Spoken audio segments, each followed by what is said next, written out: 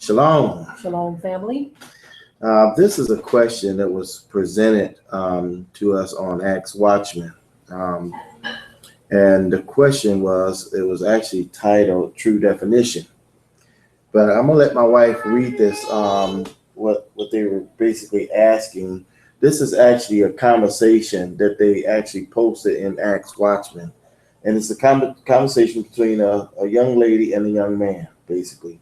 And she's going to read this to you all. Okay, true definition. I had a conversation with a Hebrew Israelite man this evening. He made I'm just going to read what she meant here. He had a question about sex not being a sin. He made a comment about sex not being sin. So I had questions.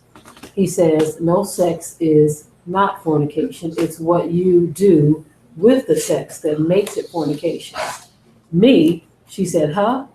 And he says, Samson had sex before he married. Did he sin? Abraham had sex with Hagar and he was married. Did he commit adultery? Sex is not sin. The thing you do with sex makes it sin. X, if you found an ox in the truth and had sex, it's not a sin. But if you have sex with an ox and him and him and him, then you're committing fornication. See what I'm saying? So the question is, Brother Watchman, I need to know if what he is saying is true. I will be getting married next year, and I'm trying to practice abstinence until marriage to be in the will of Yah. Am I on the right track? Okay, very interesting. Mm-hmm. Interesting, huh? Yeah. It's a little late, you all. So my wife, she's a little sleepy. I'm a little sleepy too. So that's why we look kind of tired. Okay. Basically, they want to know is okay. Well, let's get a definition for sex first of all. Sex for sex. Okay. Sex is intercourse. Now, a person could be married or not married and have intercourse. Mm-hmm. So that's the definition for intercourse. Okay. So you don't have to. Sex. Oh yeah, for sex. There you go. That's what it is. Okay. So now we want to know the definition for fornication. And the brother argues that Samson had sex before he married. Did he sin? Okay. Well, let's keep this one thing in mind about Samson. Okay. First of all, Samson had an issue. Mm-hmm. And what Samson did, was it righteous? No, it was not righteous, because that's why the Most High allowed him to be judged, and he lost his sight because of what he was doing. Okay, it was not righteous. Okay.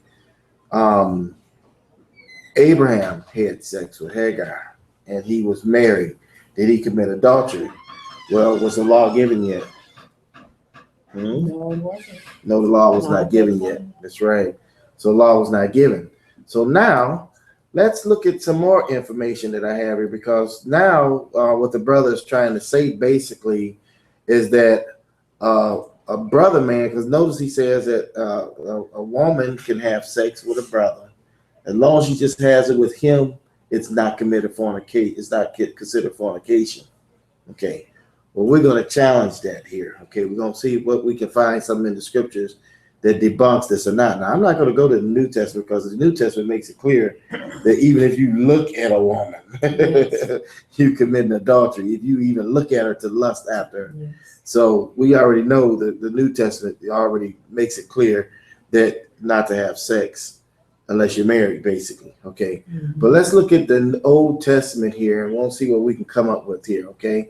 I got two scriptures I want to take you to. Okay. First of all, let's go to this scripture in Genesis chapter 38, and we're going to read verse 24 through 26. Okay. Now, what makes this interesting is this is before the law was given. Yes. It's very important to note that. Yeah, it is, isn't it? Okay, and I'm going to read here. This is what it says, okay? Give me one moment.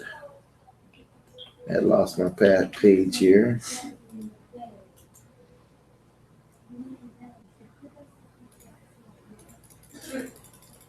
Okay, this is Genesis. Go back to it.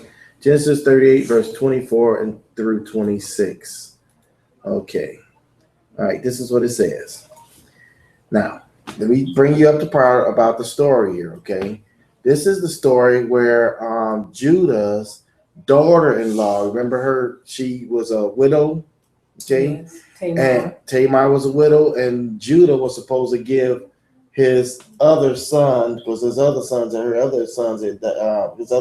died that were married to her.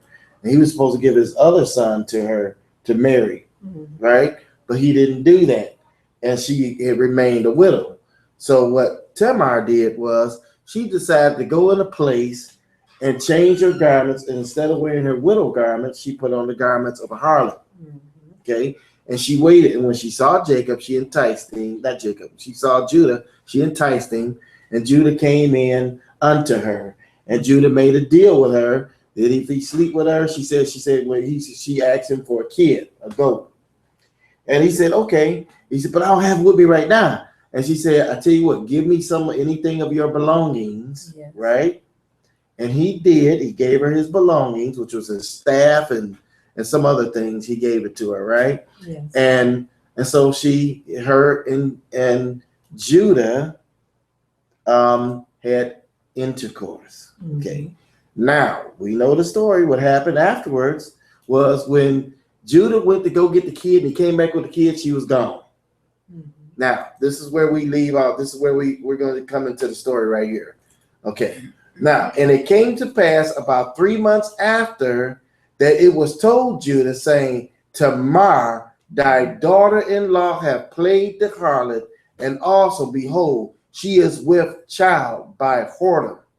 And Judah said, bring her forth, and let her be burnt. Okay. And when she was brought forth, she sent forth her father-in-law, saying, by the man whose are these, am I with child? And she said, discern, I pray thee, whose are these? The signet, the bracelets, and the staff. And Judah acknowledged them and said, she hath been more righteous than I. Now, why is this story so important? Okay, I tell you why it's important. Because, first of all, it doesn't say Judah was a whoredom, does it? No. Does it say Judah even committed fornication? No. So just because it doesn't say that Judah committed fornication or that Judah was a whoremonger doesn't mean he didn't do it, right? So if you're looking for the scripture to tell you because Samson did this, that Samson was a fornicator, you're not going to find that scripture, okay? But we know that Judah went to a place and sought out a harlot. Yes. That's in the scriptures, right? And she acted like a harlot just to seduce him, right? So now let's keep going. Now, what I'm trying to get you to see here is it actually gives you the definition of fornication right here. Okay. It says, and it came to pass about 3 months after that it was told Judah, saying, Tamar, thy daughter-in-law, have played the harlot. Now, how did they know that she had played the harlot? Huh? They didn't see her out on no corners. They had no places picking up men after men after men, like this particular brother put it in this post, in this comment to this woman. They didn't see Tamar doing that. What did they see, though? The fact that she was with child. The fact that she was with child and what? And was not married. Are you hearing me? And was not married. Yes. So that's what they saw. And they said she is with child by whoredom. By whoredom. Now, what's amazing is if you do a little play with the words here, you look up the Hebrew word for whoredom here, child of whoredom. Okay. Let's see what that means here. Okay, child by whoredom. okay, it says whoredom. Okay, pretty much the same word. Whoredom is a Hebrew word here. Okay, but the definition is whoredom. Okay, but I'm gonna give you another word. Now watch this here. Okay, the word whoredom in this passage has the same Hebrew word for the word fornication in this other passage. Let's go to Ezekiel chapter 16, verse 26. Okay, let's go to that real quick. Ezekiel chapter 16.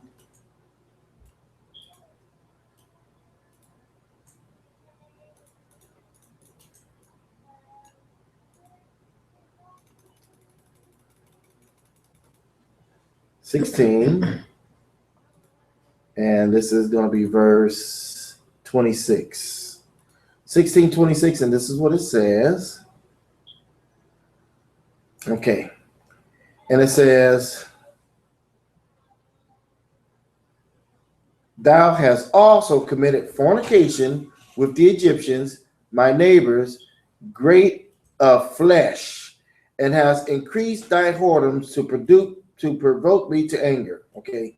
So now, when you look up this word fornication here, okay, that's in this passage, the word fornication has the same Hebrew word that's mentioned in the passage. So in this passage, it means fornication. Okay.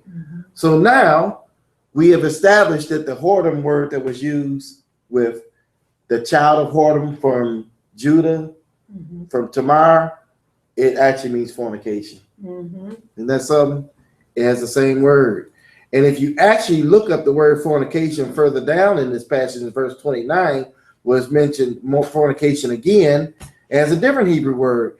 And this Hebrew word here is taznat, which actually means fornication. Whoredom. It says whoredom also. So whoredom and fornication is basically the same thing.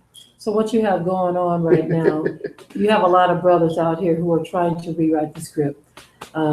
They are trying to figure out a way to manipulate women into sleeping with them and making, in the particular case that we just read here, the brother wants the sister to believe that if she is single, she's not involved with any other man. If she sleeps with a so-called Israelite man, that is not fornication, it's not sin, it's not wrong. Of course, brothers will say anything to try to get into someone's pants. Or panties, should I say. So basically, our sisters have to be wise.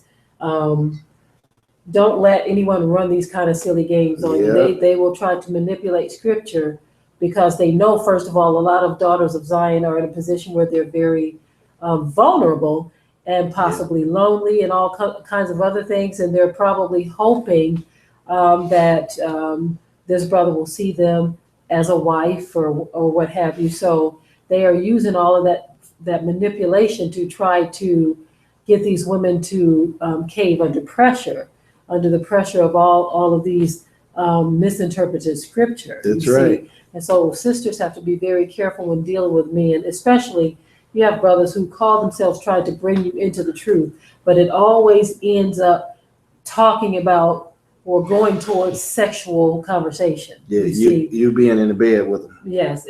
Why does it lead there? They are concerned with your soul. Why are they talking about having sex with you? Or if we do have sex, then this means we're married. It's not fornication. It's okay. It's permissible and all these other things. That's right. Again, we can't allow ourselves to be deceived by these things because these brothers are playing games, plain and simple.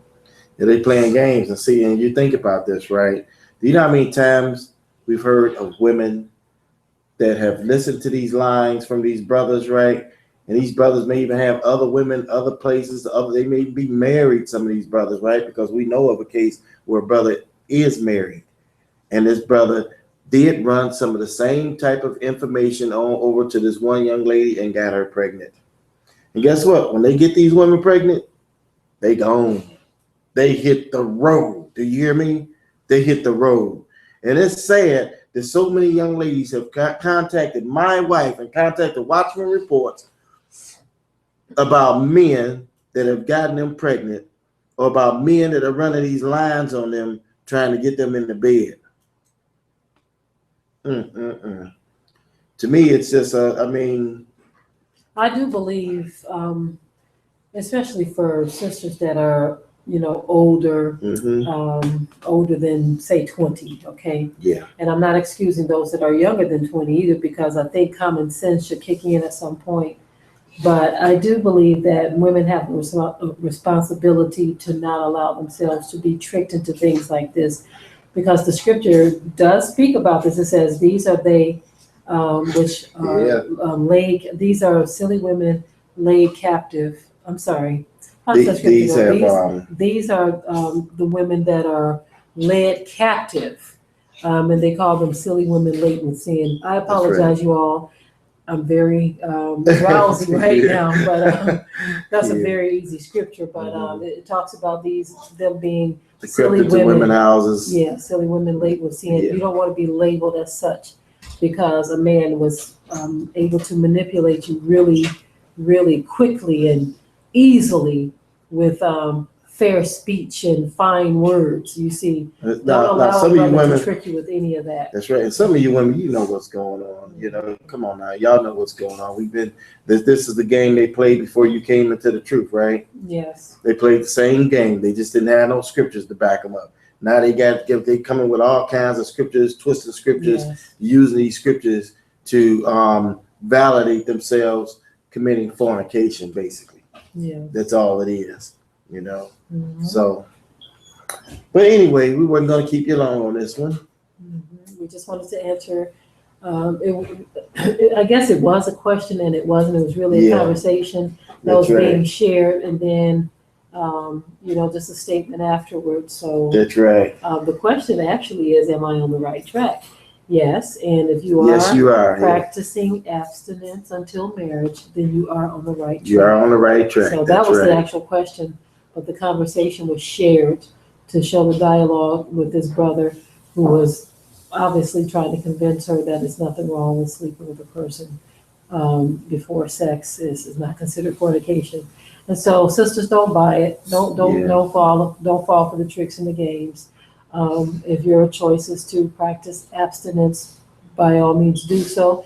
Any brother who wants to engage in sexual conversations with you, if he's not seeking marriage with you, even if he is seeking marriage with you, I think those conversations should be saved for later in the game. It sounds like this may have been a different brother, other than her fiance. And I'm gonna tell you, conversation like that, you really shouldn't even have. Don't even enter into. Don't even enter into a conversation like that. Want to talk about sex with you, sisters? Just keep it moving. You see. Tell them to get in touch with your fiance. Yes, that would be the best course of action. Yes. Well, on that note, I hope this question helped. I hope it cleared up some things about fornication. I may even do a part 2 to this one, since there's so much information dealing with adultery and fornication. Yeah, we hope this video helped in some kind of way, to where you all could, of course, maybe study for yourselves, and instead of taking these brothers' explanation for what scripture are. I do believe that the Most High can reveal to you the same thing if you seek after that knowledge. That's right. Don't just take it because they say it. You see, a lot of brothers want you to take everything that they say at face value and don't question anything, don't research anything. But if it don't sound right, look it up, okay? That's right. The scripture tells us to study to show ourselves approved, right? That's right. And you can't be deceived if you study and research for yourself. That's right. Work out your own salvation in fear and trembling. That's right. That's right. See, you notice how a lot of people, when they research the scriptures, they're looking for pleasure. But actually, it says, work out your own salvation in fear and trembling. So we should actually be afraid to make any mistakes, instead of going to the scripture trying to find a way that you can make mistakes and get away with it. You know what I'm saying? Because that's what a lot of people are doing. But anyway, on that note, I hope this question helped you. This video, the answer helped you. Yes. Okay, on that note, we're going to say shalom. Shalom, family.